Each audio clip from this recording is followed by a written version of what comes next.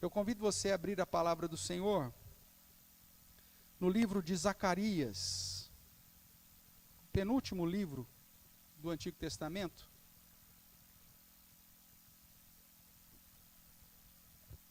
Nós começamos a estudar um pouquinho desse livro semana passada, onde tratamos dos 6 primeiros versos. E hoje nós vamos entrar aqui nas visões de Zacarias. Vamos tratar pelo menos de 2 hoje. O livro de Zacarias, irmãos, é um livro essencial para você entender o livro de Apocalipse. Inclusive, alguns teólogos dizem que o livro de Zacarias, ou o livro profético de Zacarias, é o Apocalipse do Antigo Testamento. Tamanha as semelhanças e o simbolismo que é usado. Por isso que nós, inclusive na liturgia de hoje, na leitura inicial, lemos a segunda sessão do livro de Apocalipse, que trata dos selos, dos 7 selos, e nós vimos ali algumas características naquela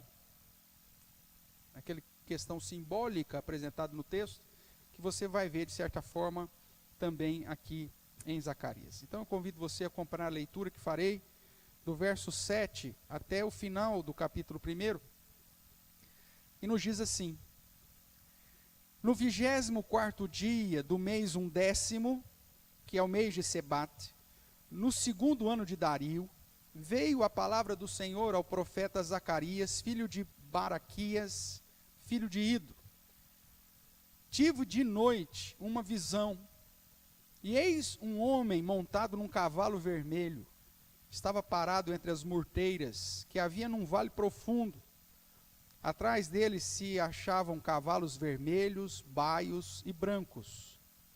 Então perguntei: meu senhor, quem são estes? Respondeu-me o anjo que falava comigo: eu te mostrarei quem são eles. Então respondeu o homem que estava entre as murteiras e disse: são os que o Senhor tem enviado para percorrerem a terra. Eles responderam ao anjo do Senhor que estava entre as murteiras e disseram: nós já percorremos a terra, e eis que toda a terra está agora repousada e tranquila. Então o anjo do Senhor respondeu: ó Senhor dos exércitos, até quando não terás compaixão de Jerusalém e das cidades de Judá, contra as quais está indignado faz já 70 anos? Respondeu o Senhor com palavras boas, palavras consoladoras, ao anjo que falava comigo. E este me disse: clama, assim diz o Senhor dos exércitos, com grande empenho estou zelando por Jerusalém e por Sião, e com grande indignação estou irado contra as nações que vivem confiantes, porque eu estava um pouco indignado, e elas agravaram o mal. Portanto, assim diz o Senhor: voltei-me para Jerusalém com misericórdia, a minha casa nela será edificada, diz o Senhor dos exércitos, e o cordel será estendido sobre Jerusalém. Clama outra vez, dizendo: assim diz o Senhor dos exércitos, as minhas cidades ainda transbordarão de bens, o Senhor ainda consolará a Sião, e ainda escolherá a Jerusalém. Levantei os olhos e vi, e eis 4 chifres. Perguntei ao anjo que falava comigo: o que é isto? E ele me respondeu: são os chifres que dispersaram a Judá, a Israel e a Jerusalém. O Senhor me mostrou 4 ferreiros. Então perguntei: que vêm fazer estes? Ele respondeu: aqueles são os chifres que dispersaram a Judá, de maneira que ninguém pode levantar a cabeça. Estes ferreiros, pois, vieram para os amedrontar, para derribar os chifres das nações que levantaram o seu poder contra a terra de Judá para a espalhar. Amém, irmãos. Vamos orar mais uma vez? Ó Pai querido, nós bendizemos o Teu santo nome pela leitura da Tua palavra e clamamos que o Senhor, na Tua graça, na Tua misericórdia, através da ação do Teu Santo Espírito que habita em todos aqueles que já foram alcançados por Tua graça, que este Santo Espírito nos ilumine e ao mesmo tempo nos edifique, para que a Tua palavra faça morada em nosso coração e transforme, ó Deus, a nossa vida e nos conduza, ó Deus, a vivermos em total e plena confiança em Ti e nas Tuas promessas. Pai, venha nos revelar essa noite, desnudar, ó Deus, aos nossos olhos, o entendimento a respeito da Tua palavra e do ensinamento do Senhor nesse texto.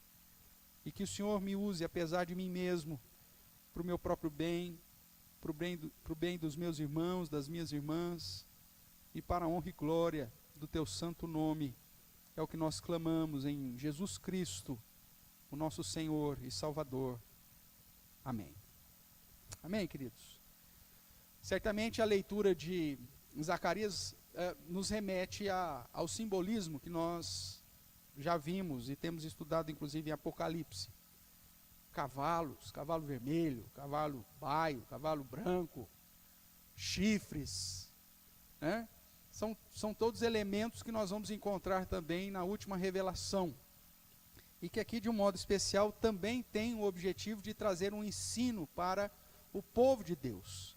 Para o povo que havia sido restaurado já a Jerusalém, a Israel, mas que ainda estava vivendo sobre o domínio dos outros povos, né?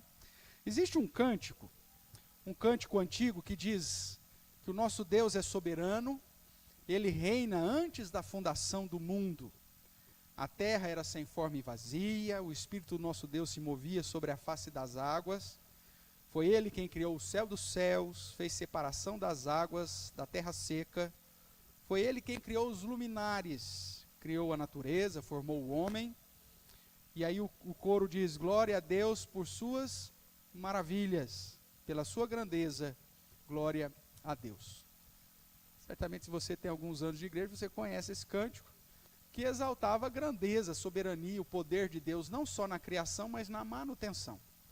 Além desse cântico, os cânticos que nós entoamos hoje também apontam para essa mesma realidade.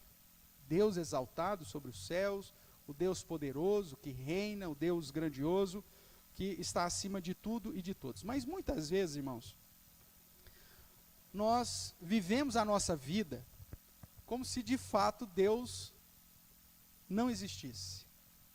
E às vezes, vivemos a nossa vida como se Deus não fosse quem Ele diz ser.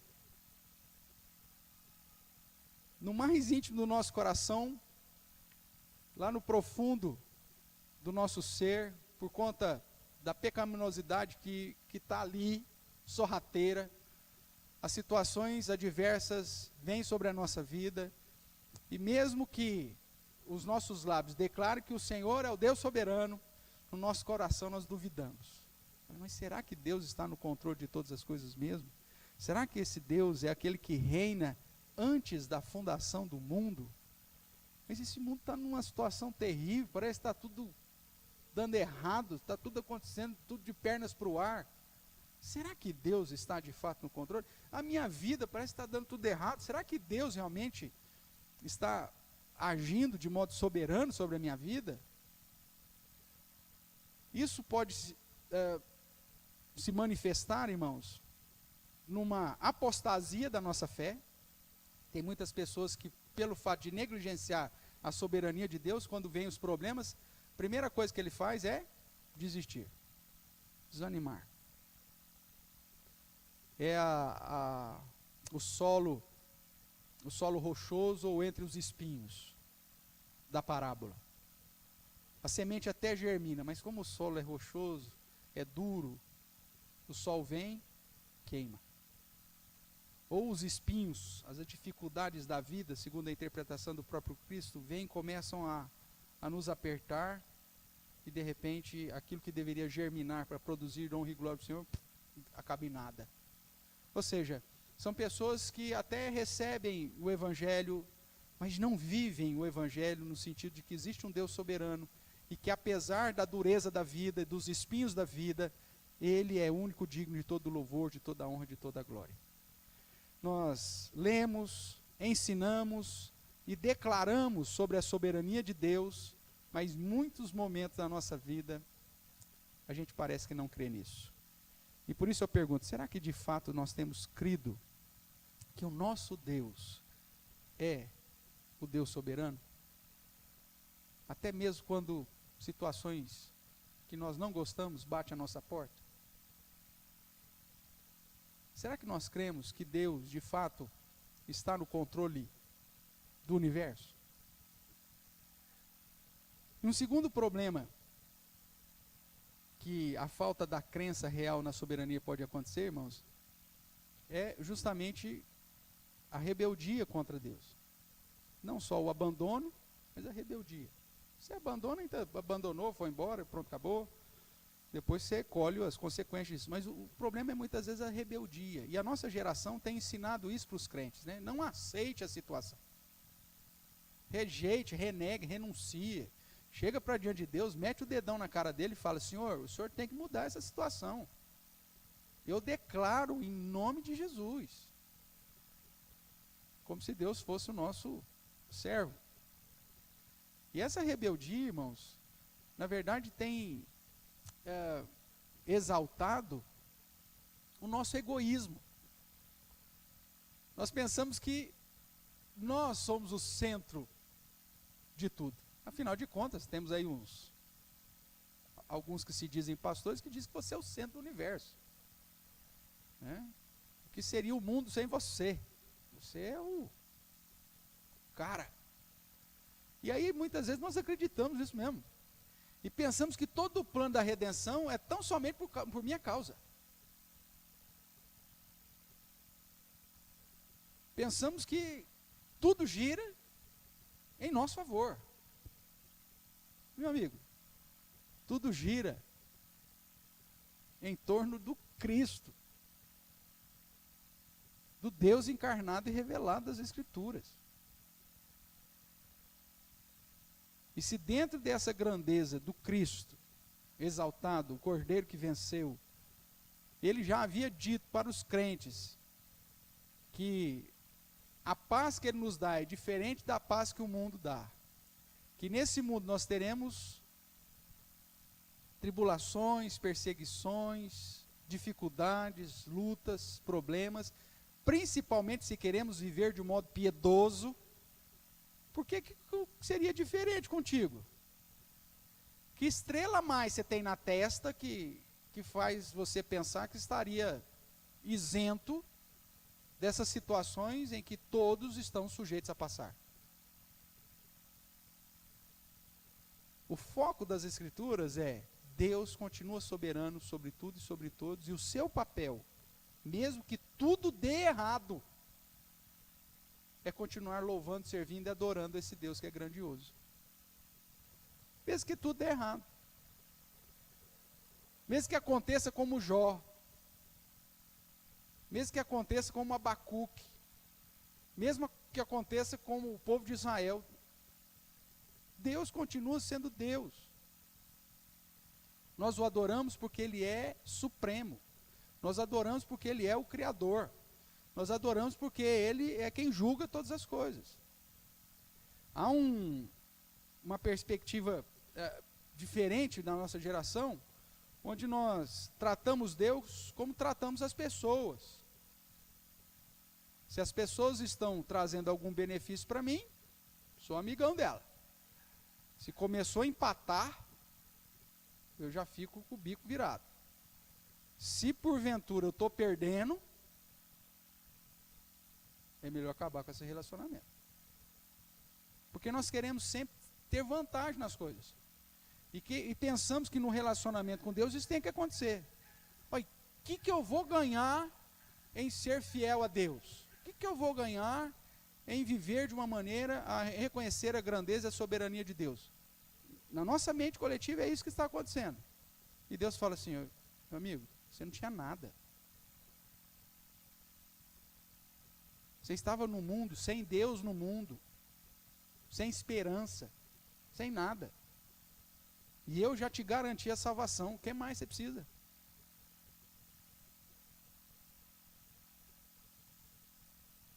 Mesmo que tudo dê errado, Deus continua sendo Deus soberano e digno de toda a honra e de toda a glória. O dia que nós entendermos isso, nós certamente teremos uma postura de adoração diferente. Nós compreenderemos o que significa quando Deus diz, em tudo, dai graças. Agora, quando nós ainda estivermos patinando nessa perspectiva de que nós merecemos alguma coisa de Deus, aí você vai se frustrar. E em vários momentos da vida, você vai inclusive questionar a soberania de Deus. Porque na nossa cabeça é o seguinte, se Deus é soberano, então Ele tem que resolver todos os meus problemas e eu tenho que viver bem. Senhor, o Senhor é o Deus soberano. No piscar dos olhos, o Senhor pode mudar a minha realidade. Então por que eu vou passar por uma situação dessa? Porque justamente Ele é soberano e Ele tem um propósito, inclusive, com as situações adversas na nossa vida. E a nossa adoração, o nosso serviço, a nossa dedicação ao Senhor, independe das circunstâncias da vida. Por isso que o Salmo 95 diz que nós somos convidados a adorar ao Senhor com alegria, não por aquilo que Deus faz, mas por aquilo que Deus é, pela essência de Deus. Porque se Deus, que já nos salvou em Cristo Jesus, resolver não fazer absolutamente mais nada, mesmo assim Ele continua sendo digno de adoração. Agora, isso não é tão fácil. Por isso que há uma luta eterna. Porque nós realmente desejamos ter vida boa e tranquila. E é justamente essa situação boa e tranquila que Deus promete para cada um de nós. Mas não em ausência de dificuldade, mas na fidelidade de quem Ele é. Veja que o contexto aqui de Zacarias, ele teve uma visão, nós vamos tratar dessa visão daqui a pouco. E aí nós temos uma resposta que Deus faz a Jesus, que é o anjo do Senhor. No Antigo Testamento, o verbo se manifestava através desse anjo do Senhor. E o verso 12 vai dizer assim: então o anjo do Senhor respondeu, ó Senhor dos exércitos, até quando não terás compaixão de Jerusalém e da cidade de Judá, contra as quais está indignado faz já 70 anos? E respondeu então o Senhor, com palavras, o quê? Palavras boas e palavras consoladoras ao anjo que falava comigo. Só que essas palavras de boas e consoladoras na perspectiva do Senhor, é que Ele aplicaria simplesmente as suas promessas. Mas que o povo deveria que continuar trabalhando e fazendo a parte dele sem nenhuma mudança. Então Deus tem preparado para nós, irmãos, palavras boas e consoladoras? Claro que tem. Só que diferente daquilo que nós imaginamos. Pois a palavra boa e consoladora do Senhor é no sentido da vida espiritual, é no sentido da reconciliação, é no sentido de que aquilo que Cristo venceu e fez por nós nos garante a certeza da salvação eterna. Só que no fundo, as palavras boas e consoladoras que nós gostaríamos de ouvir é simplesmente terrenas. É simplesmente para uma realidade terrena, pontual, aqui e agora. Senhor, eu quero uma vida sem dificuldade financeira, sem enfermidade e sem surpresas aqui. Não é essa a promessa. A palavra boa não é nesse sentido. E mesmo quando Ele diz que vai trazer prosperidade para Jerusalém, a cidade de Sião, e vai encher de bens e tudo mais, isso está apontando para Cristo. E para o verdadeiro Evangelho. Porque o Evangelho é tão precioso que é comparada a um homem que encontrou um tesouro, vai e vende tudo que tem para comprar aquela propriedade onde está o tesouro e ali então adquirir a essência da vida que está no Evangelho de Cristo. Então, quando nós olhamos para Zacarias, nós temos que observar, primeiro, uma linguagem extremamente simbólica, e que, inclusive, as promessas apontam para aplicações também no sentido espiritual, e não necessariamente no sentido terreno. E assim toda a escritura apocalíptica deve ser observada. Nós vemos que Deus, então, se apresenta como Deus soberano e aquele Deus que tem promessas. Mas será que nós temos crido nas suas promessas? Ou nós temos buscado tão somente milagres para aqui e agora?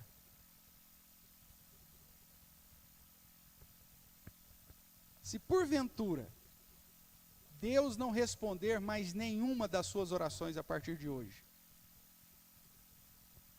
você permaneceria fiel, pautado só nas promessas eternas?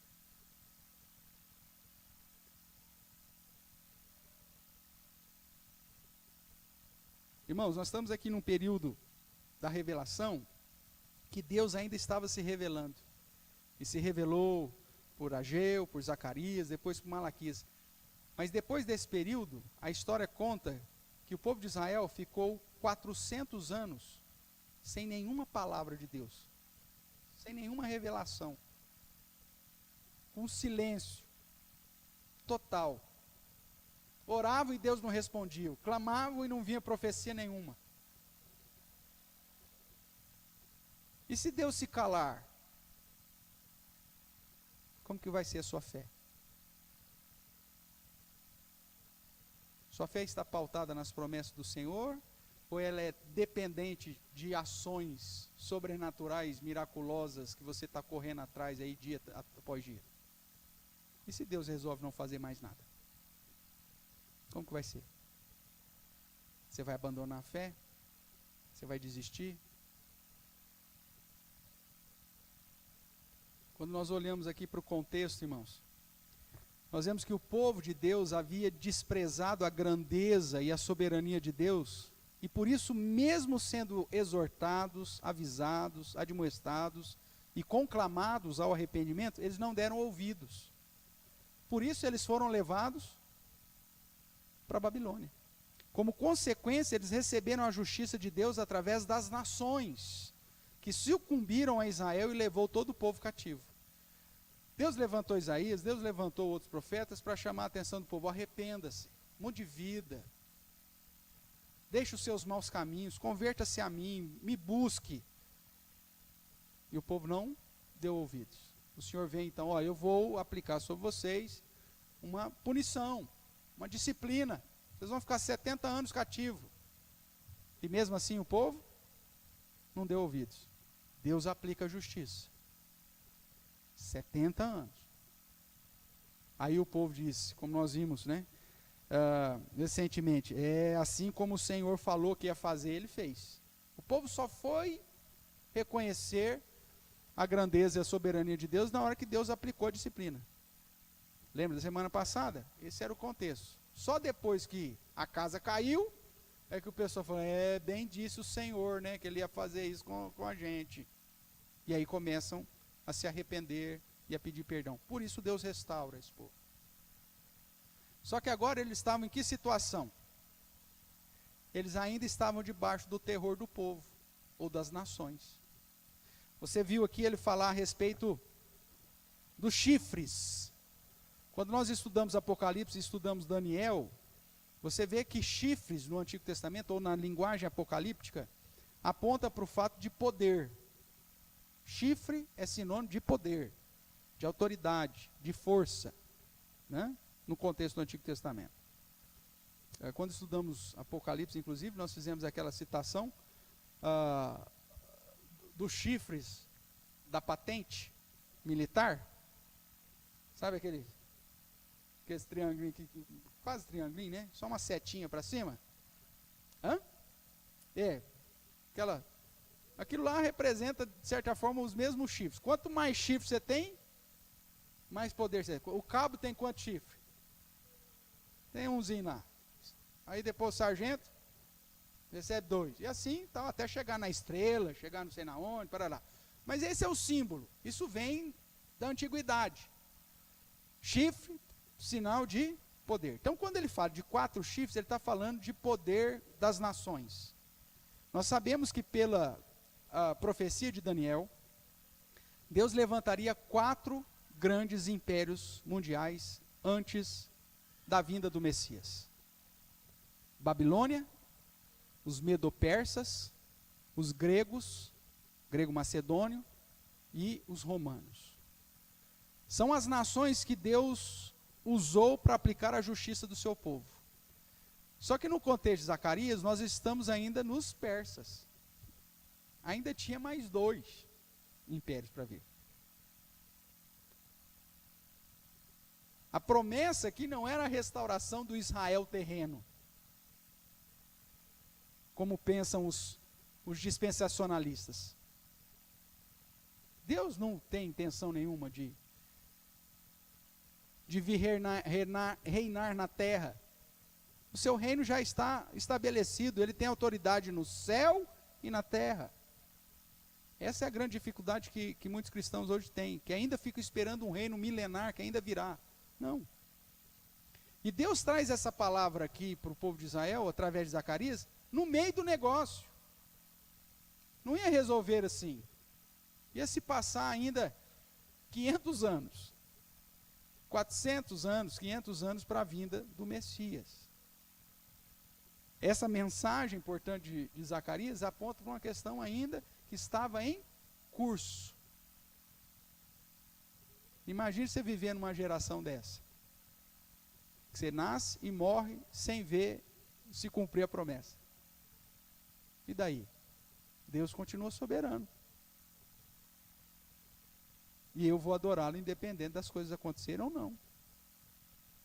Então nós vemos Deus levantando essas nações, e eles, né, essas nações ainda não tinham, ou melhor, tinham muito para aprender, pois os dias são do rei Dario, que é o rei persa. O próprio povo de Deus ainda teria que passar um processo muito grande de aprendizado. O exílio babilônico havia destruído o templo e Jerusalém, e após 70 anos, agora o povo estava de volta a Sião, que é a região da Judéia, mas o desânimo e as dificuldades por estarem ainda sob o domínio dos povos era uma realidade. Muitas vezes nós vivemos isso. Depois que eu virei crente, parece que ficou tudo mais difícil. Tem gente que tem esse sentimento. Nossa, eu pensei que eu vinha para a igreja, ia dar tudo certo na minha vida. Nossa, mas que luta que eu estou vivendo. Depois que eu assumi um compromisso com Jesus, olha. E por isso muita gente desiste. Meu amigo, o fato de Cristo ter alcançado a sua vida com a graça salvadora, não significa que você está isento de situações adversas. Você não foi chamado para viver vida boa e tranquila aqui, não. Você foi chamado para ter a salvação e a segurança eterna. A nossa pátria é no céu. E por isso aqui estamos sujeitos a todas as situações adversas. E Deus continua sendo Deus, mesmo que tudo dê errado. Deus continua sendo soberano, mesmo se as coisas não aconteçam como você gostaria. E aí, dentro dessa situação de desânimo e dificuldade, Deus levanta 2 profetas, Ageu e Zacarias, para exortar o povo a servir com obediência e fé. Eu fico imaginando, o povo, Zacarias, Ageu, está dando tudo errado já. Eu falo, não importa, trabalhe para o Senhor. Mas nós não estamos tendo nada para nós, não importa, tem que construir o templo. Mas nós temos que correr atrás de um tanto de coisa. Coloque Deus em prioridade. Vai tudo na contramão daquilo que o povo queria. E o povo fala, não tem como Deus abençoar primeiro para depois a gente correr atrás das coisas que Ele quer que a gente corra? E aí os profetas falam, não. Busca, pois, em primeiro lugar o reino de Deus, sua justiça, faz as coisas corretas, como Jesus depois ensina. E aí Deus vai acrescentar o que tem que ser acrescentado. É inverso. A sua fidelidade a Deus é pela graça recebida em Cristo, e não pelas bênçãos terrenas e temporais. É isso que Deus está tentando ensinar para o seu povo. Nós vimos que lá no chamado de Ageu, a palavra, a profecia de Ageu é: ser forte e trabalhai. Lembram disso? Nós estudamos recentemente. Deus chama o seu povo para confiá-lo e servi-lo. Em Zacarias, a ideia é: arrependei-vos e crede, ou arrependei-vos e acreditai. Ageu é muito mais prático no sentido do serviço a Deus, enquanto que Zacarias chama atenção para o povo em trabalhar com as suas crenças. O primeiro capítulo nós vimos de 1 a 6, Deus chamando ao arrependimento. E agora, nós vamos ver que Deus começa a chamar o povo à confiança. Eu estou no controle de todas as coisas. Mesmo que você não entenda. Você não tem que entender. Você tem que simplesmente confiar. Se servimos ao Deus soberano, Deus não chamou você para você entender o que Ele está fazendo. Deus te chamou para você confiar nesse Deus soberano e que já nos amou em Cristo Jesus. Esse é o foco de Zacarias. Tudo baseado no fato de Deus ser Deus. Deus é Deus. Ele é o soberano, Ele é o grandioso. E além do arrependimento exigido nos primeiros versos, agora do verso 7 em diante, ele vai dizer: confia, espera nesse Deus. E para tratar disso, ele então vai apresentar aqui duas visões. A primeira visão apresenta uma mensagem que deveria ser anunciada. Veja a ênfase do verso 14 e do verso 17. Verso 14 aqui de Zacarias, capítulo 1, o anjo disse então para Zacarias: e esse me disse, clama. Esse clamar aqui não é no sentido de clamor, mas no sentido de fazer anunciar. É de pregar para todo mundo ouvir. De anunciar essa mensagem a todos. Ele diz: clama. Assim diz o Senhor dos Exércitos: com grande empenho estou zelando por Jerusalém e por Sião. E lá no verso 17, nós temos o repetir disso. Clama outra vez, dizendo: assim diz o Senhor dos Exércitos, as minhas cidades ainda transbordarão de bens, e o Senhor ainda consolará a Sião, e ainda escolherá a Jerusalém. Então, essa primeira visão de Zacarias chama a atenção do próprio Zacarias para anunciar essa mensagem ao povo. E ela nos fala justamente sobre a ação soberana de Deus sobre o seu povo e sobre as nações. Deus é soberano sobre tudo e sobre todos. Deus é soberano sobre o povo dele, o povo que ele chamou, e Deus é soberano sobre todas as nações que inclusive se levantam contra esse povo. O foco da mensagem é: confie na soberania de Deus. Deus age soberanamente sobre a sua vida e sobre a vida dos seus inimigos. Deus age soberanamente quando está tudo bem e quando não está também. Deus age de modo soberano quando as coisas estão indo dentro daquilo que você espera e quando as coisas não estão indo dentro daquilo que você espera. A mensagem é: confie no fato de que Deus é soberano. Veja aí comigo a visão então propriamente. No 24º dia do 11º mês, né, um 10º mês, veio então a palavra ao profeta Zacarias, filho de Baraquias. Talvez na sua tradução pode estar Berequias, não importa. Só um detalhe, né? Você lembra que o hebraico se escreve só com consoantes. Lembra disso? Nós já estudamos isso em outro momento.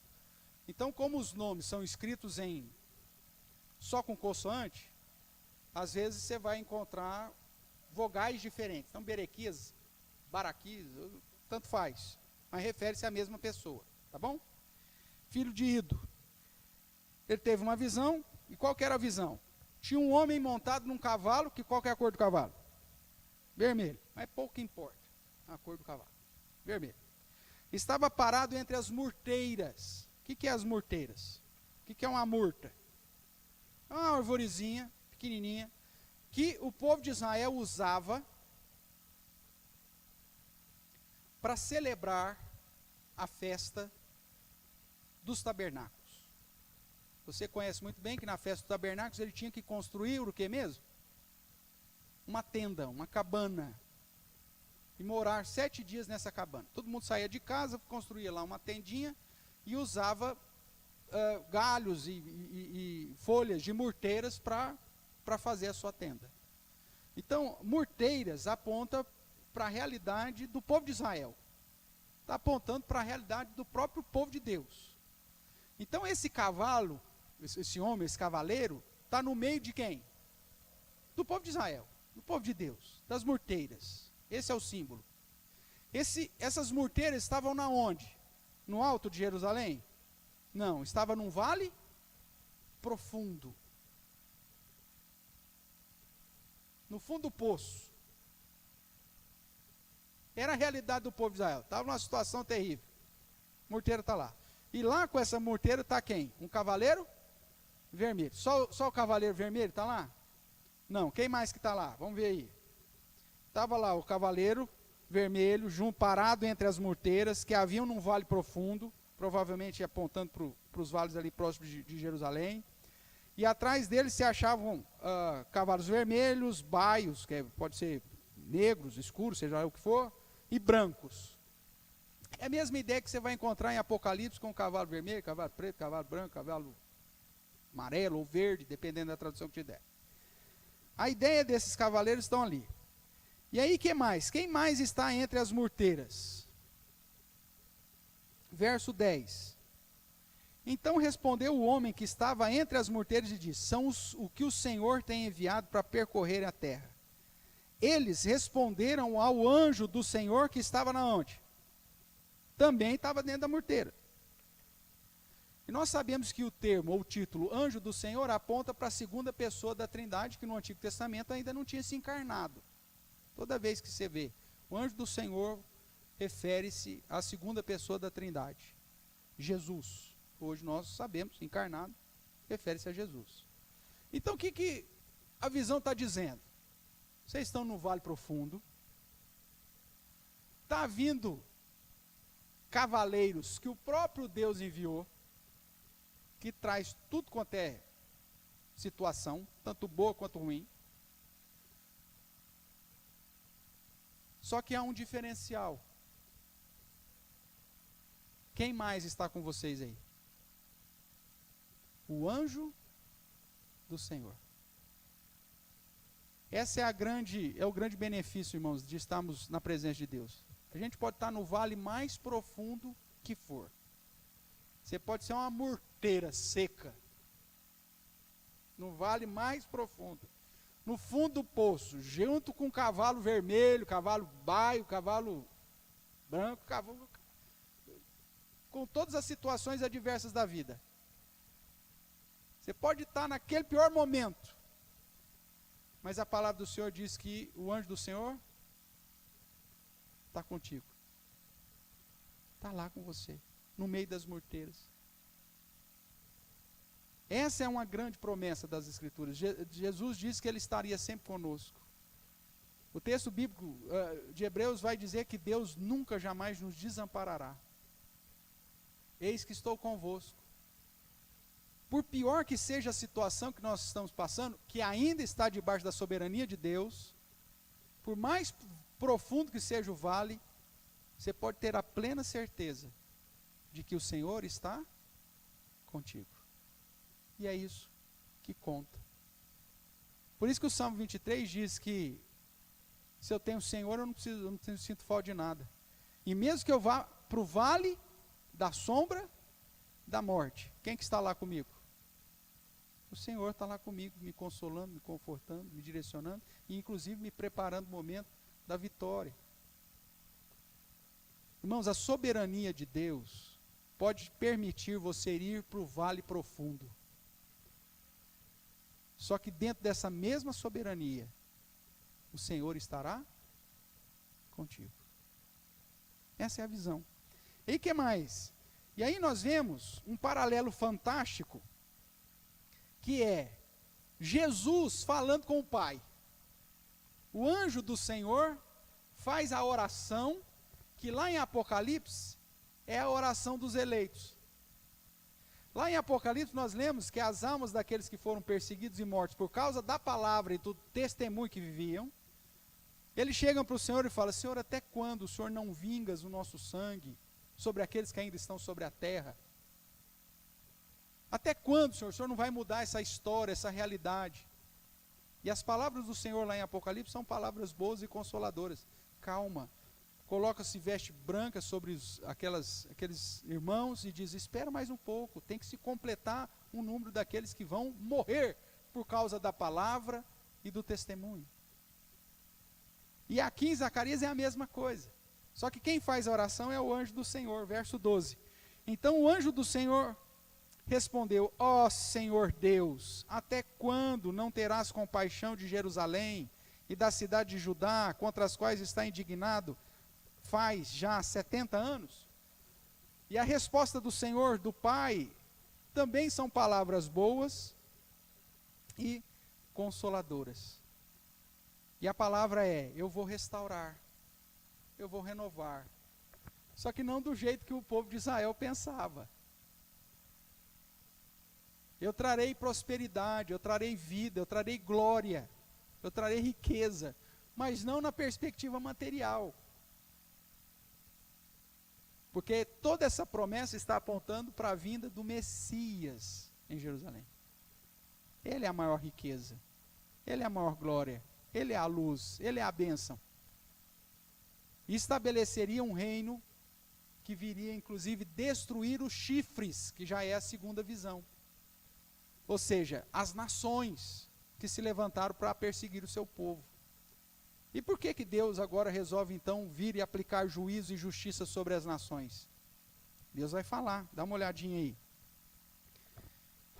Verso 15. É com grande indignação que estou irado contra quem? Contra as nações que vivem confiantes, ou seja, as nações que não dependem de mim, que acham que por si só elas estão seguras. E por que Deus está com grande indignação contra as nações que não confiam nele, que estão confiantes em si mesmo? E ele vai dizer: porque eu estava um pouco indignado e elas agravaram o mal. Deus está dizendo o seguinte: eu usei as nações, os chifres, para servir de disciplina sobre o meu povo de Israel. Porque eu estava indignado contra o meu povo de Israel, que não se arrependeram. Mas eles vieram e bateram mais forte do que eu mandei. Eles agravaram o mal. Deus é soberano para disciplinar o seu povo através da mão das nações, mas é o mesmo Deus soberano que chega para as nações que foi usada como instrumento de disciplina sobre o seu povo e diz: ó, eu vou acabar com vocês porque vocês fizeram além da conta. Isso é soberania, isso é grandeza, isso é supremacia. No aplicar a disciplina sobre o seu povo de um modo justo e ao mesmo tempo corrigir aquele que de modo mau agravou a disciplina sobre o seu povo. Deus é soberano sobre o seu povo e é soberano sobre as nações. Essa é a mensagem de um modo geral. Portanto, confie. Então nós vemos Zacarias demonstrando essa ação soberana de Deus sobre o seu povo e as nações, primeiro porque determina cada situação do mundo. Irmãos, toda situação boa ou situações adversas estão debaixo da ação soberana de Deus. Veja aí que eles falam a respeito desses cavaleiros, cavalo vermelho, cavalo baio, cavalo branco, sei lá eu. E aí a pergunta é: quem que são esses cavalos? Quem são esses cavaleiros?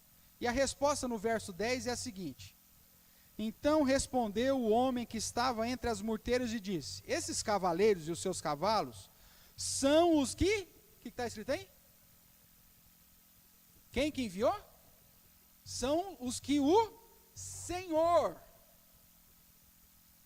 tem enviado para percorrerem a terra. Nós sabemos que os cavalos e os cavaleiros são sinônimos de todas as situações, tanto boas quanto ruins. Lá em Apocalipse, o cavalo branco, sai levando o evangelho que tem o poder de sair vencendo para vencer. Enquanto que os outros cavaleiros vêm trazer o quê? Morte, doença, fome, destruição, perseguição. Só que aqui em Zacarias nos é dito que quem é que envia esses cavaleiros? Satanás? O Senhor. Porque Deus é soberano em toda e qualquer situação, irmãos. Até quando os cavaleiros vêm e passam por cima de você e trazem mazelas, dificuldades e problemas, o Senhor os enviou. Toda situação adversa ainda está debaixo da soberania de Deus. Deus determina cada situação do mundo. Foi assim quando aplicou o seu juízo sobre Israel, é assim hoje, será até o dia final. Os cavaleiros e os seus cavalos são símbolos da soberania de Deus, enviando-os para cumprir os seus propósitos, sejam propósitos de perseguição ou de paz. Estes já haviam percorrido tudo. Os anos de tribulação já tinham passado, 70 anos já tinham passado. Ainda teríamos um processo, obviamente, mas os próprios cavaleiros vão responder para o anjo do Senhor. Eles dizem no verso 11, nós já percorremos a terra, e eis que toda a terra está agora repousada e tranquila. Ou seja, nós fizemos tudo aquilo que precisava ser feito. Nós cumprimos com o propósito de Deus. Só que o povo de Israel estava olhando para a terra, e a terra não estava em paz, e a terra não estava repousada e não estava tranquila, segundo os olhos do povo. Mas segundo Deus estava. Porque ele não estava aplicando mais nenhuma punição. O povo já tinha sido restaurado. Agora é só o conduzir do plano eterno de Deus. Porque Deus é soberano e ele determina cada situação no mundo. Então eles já haviam percorrido tudo, estavam num vale profundo, as murtas que representavam Israel, e o anjo do Senhor, uma cristofania, estava junto com seu povo, inclusive clamando em favor deles ao Senhor. Segunda ação que Zacarias mostra, apontando para a soberania de Deus sobre o seu povo e sobre as nações. Deus aplica a sua justiça e ao mesmo tempo a sua compaixão sobre o seu povo. Deus vem com disciplina, mas essa disciplina não dura para sempre. A disciplina tem um tempo. Eram 70 anos que Deus havia estabelecido? Então pronto, esse é o tempo que Deus aplicou. Por isso que o anjo do Senhor pergunta, Senhor, até quando não terás compaixão de Jerusalém e da cidade de Judá? E a aplicação da justiça, por conta da desobediência do povo de Deus, então já havia sido derramada. O prazo havia sido determinado e diante da intercessão de Jesus, o Pai responde com palavras boas e consoladoras. Veja, em sua soberania, Deus age de modo a ensinar, a moldar, a disciplinar e abençoar o seu povo. Veja aí o que diz o verso 13, Respondeu o Senhor com palavras boas e palavras consoladoras ao anjo que falava comigo. Agora o foco é a mensagem que devia ser anunciada. Que palavras, talvez a sua pergunta seja, pastor, que palavras boas e consoladoras foi que o Senhor disse? A mesma que Zacarias é chamado a proclamar agora. Veja, tudo está debaixo da ação soberana de Deus. Tanto a aplicação da justiça, da disciplina, quanto agora a compaixão que Deus tem para com seu povo, restaurando Israel. Deus é soberano, irmãos. A terceira ação que Zacarias mostra da soberania de Deus sobre o seu povo e sobre as nações, é que independente do poderio das nações, Deus garante a restauração de Israel. Quem poderia imaginar que mesmo sob o domínio persa, o povo de Israel pudesse voltar para Jerusalém, reconstruir os muros e o próprio templo? Por que isso foi possível? Porque Deus é soberano, tanto sobre o seu povo, quanto sobre as nações. A palavra do Senhor diz assim, no verso 14. E este me disse, clama, assim diz o Senhor. Qual foi a palavra boa, então, consoladora do Senhor? Assim diz o Senhor dos Exércitos. Com grande empenho estou zelando por Jerusalém e por Sião. Há um contraste bonito aqui, nas duas palavras de Deus. que é essa expressão grande. Ele vai dizer no verso 14: com grande empenho estou zelando por Jerusalém e por Sião. Veja aí o contraste no verso 15. E com grande indignação estou irado contra as nações que vivem confiantes.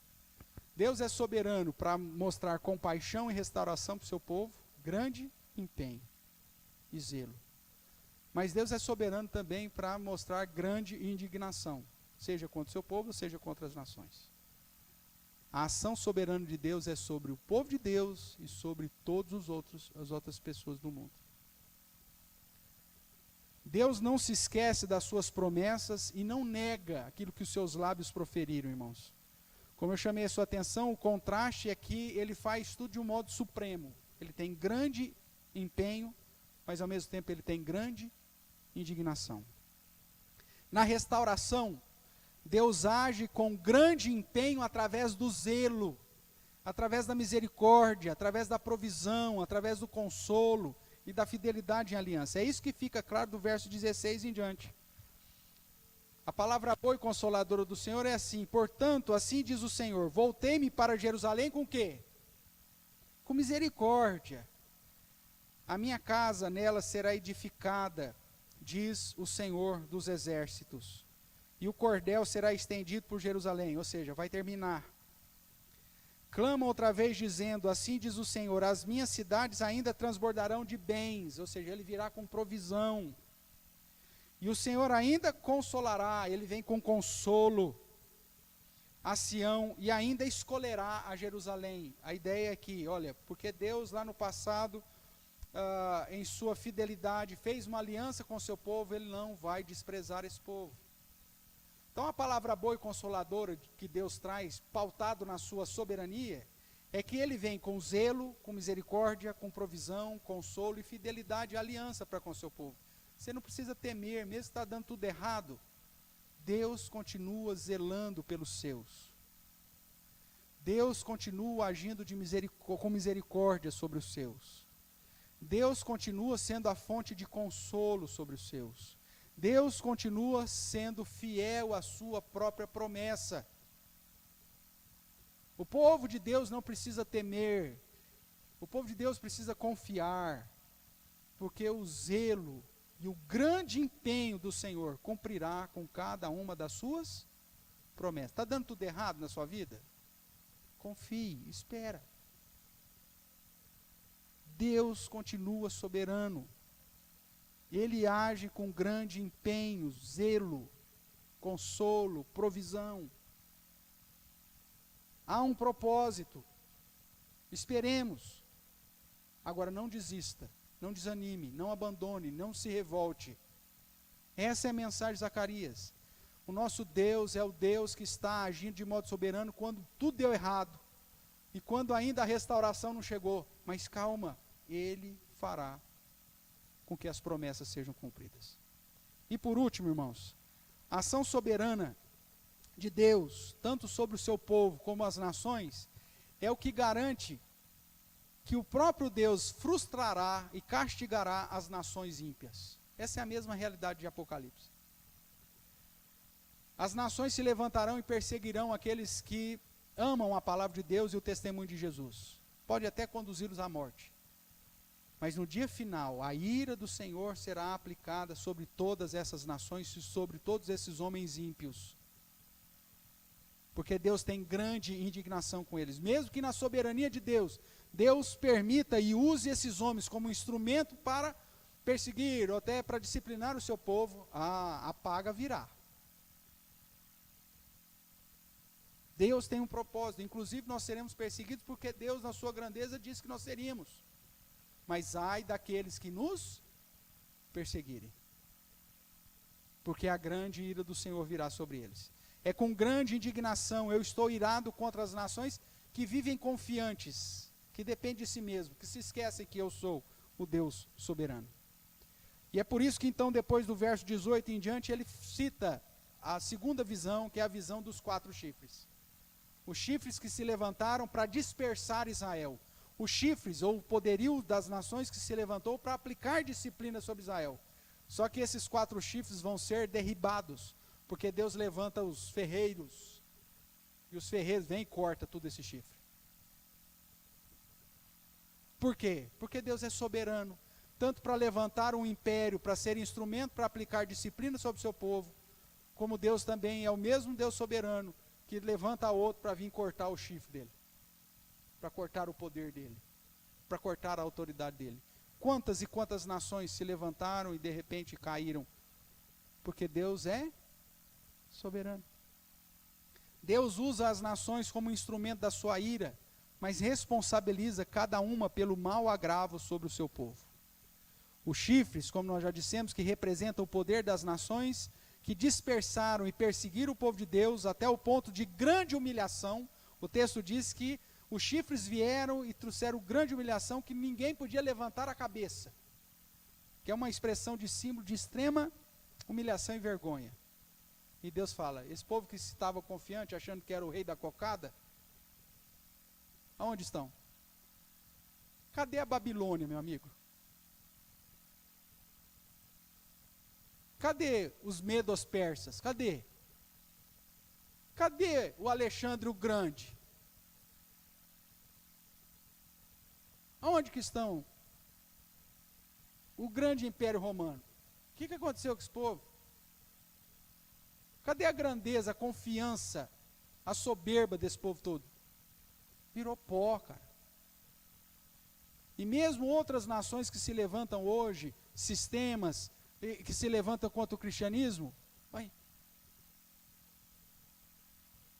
o povo de Deus continua sendo preservado, guardado e continua de pé, e o evangelho continua saindo, vencendo para vencer, alcançando todas as nações.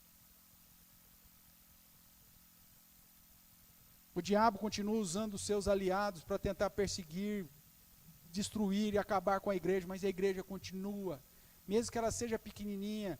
O texto bíblico sagrado nos diz que as portas do inferno não prevalecerão contra a igreja do Senhor. A verdadeira igreja sempre estará até o dia final. E por quê? Porque Deus é soberano. Porque se Deus não fosse soberano, irmãos, a igreja já teria sido destruída há muito tempo. A fé cristã já teria virado pó há muito tempo. Isso não acontece porque Deus é soberano. Ele levanta as pessoas começam a perseguir a igreja do Senhor, e o próprio Deus vem e as derruba. Manifestações, leis, posições governamentais que prejudicam a igreja, mas de repente Deus restaura e muda tudo isso e traz ainda mais força para o Senhor. Eu vi no começo da pandemia os doutores da igreja fazendo lives e se preocupadas com a igreja pós-pandemia. Mais um desserviço da academia. Gastando dinheiro do Mackenzie para fazer live, para dizer, nós estamos preocupados com a igreja pós-pandemia. A igreja não é sua, cheio de título. Em vez de você ficar pastoreando a igrejinha, aí fica aí consumindo o dinheiro dos dias do Mackenzie aí, para fazer live que não tem propósito nenhuma, edificação nenhuma. A igreja vai ser um complicado depois da pandemia. A igreja é do Senhor, meu amigo. E se esse cavalo veio com a pandemia, o anjo do Senhor, que nós sabemos agora que é o cordeiro que venceu, o leão da tribo de Judá, continua junto das murteiras. A verdadeira igreja não vai ficar em casa, prostrado, em cultinho online. Ela vai continuar pregando o evangelho, louvando ao Senhor e adorando ao Senhor. Porque Deus é soberano. Agora, quem não for das murteiras, meu amigo? Quem não for da murteira é tiririca, velho. Esses vão ser lançados no fogo mesmo, não tem jeito. Aí vem os caras lá da academia sobre revitalização de igreja, como fazer com a igreja pós-pandemia. Continua pregando o evangelho, continua anunciando a verdade do Senhor, de que Deus é soberano sobre tudo, sobre todos. Continue falando que apesar das dificuldades, das mazelas, da perseguição e das lutas, Deus é quem é soberano tanto sobre o seu povo como as nações. Continue anunciando que mesmo que você esteja no vale profundo, o anjo do Senhor está lá contigo. Mesmo que dê tudo errado, é o Senhor quem sustenta a sua igreja. E a glória prometida, irmãos, ninguém vai tomá-la de ninguém. Porque é o Senhor, com grande empenho e zelo, que aplicará a sua vontade sobre a vida daqueles mesmo que Ele chamou por sua graça e por sua misericórdia. Aqueles que foram alvos de grande humilhação, que não tinham mais como levantar a cabeça, vão erguer os olhos aos céus e exaltar aquele que é soberano sobre tudo e sobre todos. Essa é a mesma verdade que se aplica sobre os cristãos hoje. Foi a verdade que se aplicou sobre o povo de Israel nos dias de Zacarias, e a mesma verdade que se aplica sobre os verdadeiros crentes hoje. Mesmo que tudo dê errado, Deus está conosco. Mesmo que tudo aparenta nos conduzir para uma situação terrível, Deus cumprirá com as suas promessas. Ele sempre foi, sempre será o Deus soberano. Ele reina antes da fundação do mundo, reina agora e reinará eternamente. Será que você realmente crê nisso? Será que você crê de fato nessa soberania de Deus? Deveria. Concluindo, irmãos, Zacarias traz uma mensagem boa e consoladora para uma geração que estava descrente, para uma geração que estava desanimada, no fundo do poço, num vale profundo. Deus queria viver um momento de restauração com seu povo. No início já fora dito, aqui mesmo em Zacarias, verso de número 3.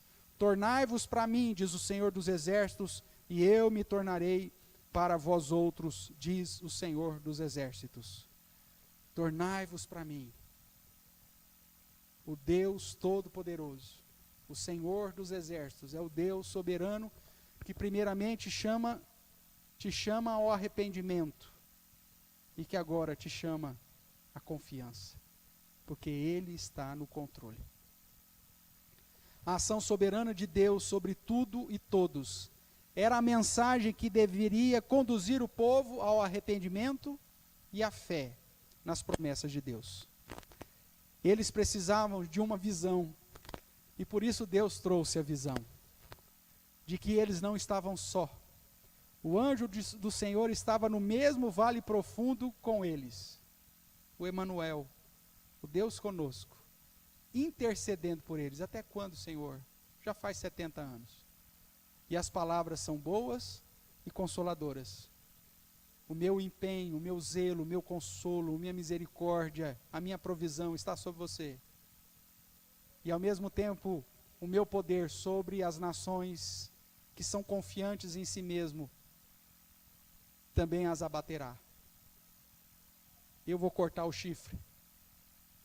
Creia, confie. A visão dizia que Deus estava no controle de tudo. A visão mostra que Deus usa as nações para o cumprimento dos seus propósitos. A visão de que Deus não se esqueceu da sua promessa e que restauraria o seu povo, que restauraria a comunhão, Jerusalém e Sião, com a vida do Messias. E hoje, irmãos, nós vivemos o mesmo paralelo.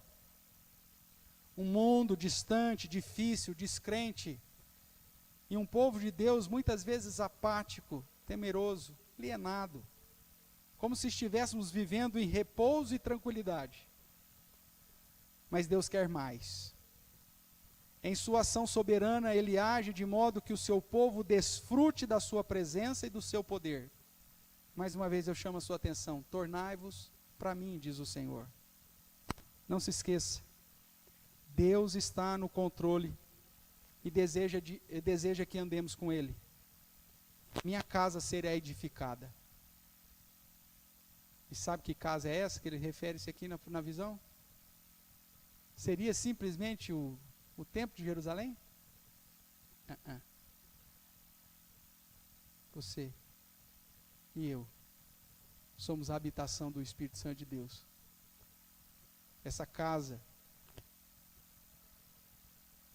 que seria edificada é a nossa verdadeira comunhão com Deus.